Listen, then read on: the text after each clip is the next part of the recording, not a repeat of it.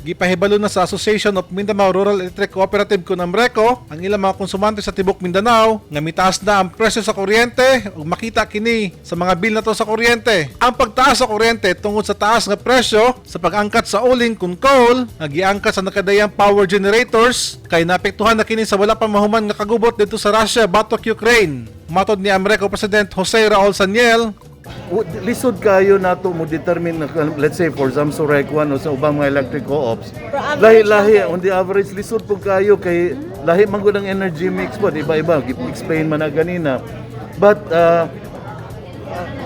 pasaka na ay nagsakag 8%, 10%, 12% every kada buwan na, but lahi-lahi gyud siya.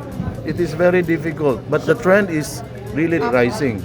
matod ni Saniel, dili parehas ang pagtaas sa presyo ug ang pagtaas na ini nakadepende sa inyong power distributors ug sa nag-supply kaninyo og kuryente. Dugang ni Saniel, Sa karon ka naman kung overcontracting, tanaw nato kasi we have our own supply planning na ginahimo.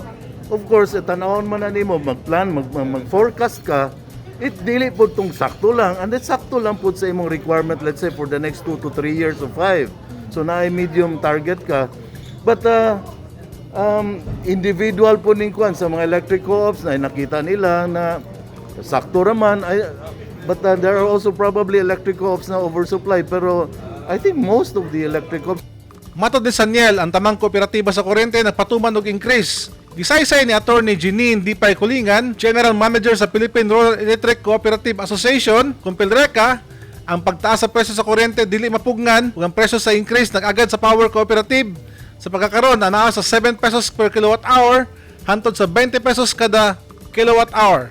Gikinahanglan ang pagtaas sa presyo sa mga kooperatiba aron padayon sila makaserbisyo sa ilang mga konsumidor. Matod ni Ralph Pagyo, ang Vice President sa Cagayan de Oro Electric Power and Light Corporation, kung si Palco, ang presyo sa ulin sa tibok kalibutan padayon usab nga mitaas. Kung magpadayon pa ang away sa Russia batok Ukraine, laumi nga motaas pa ang presyo sa kuryente sa tanang kooperatiba.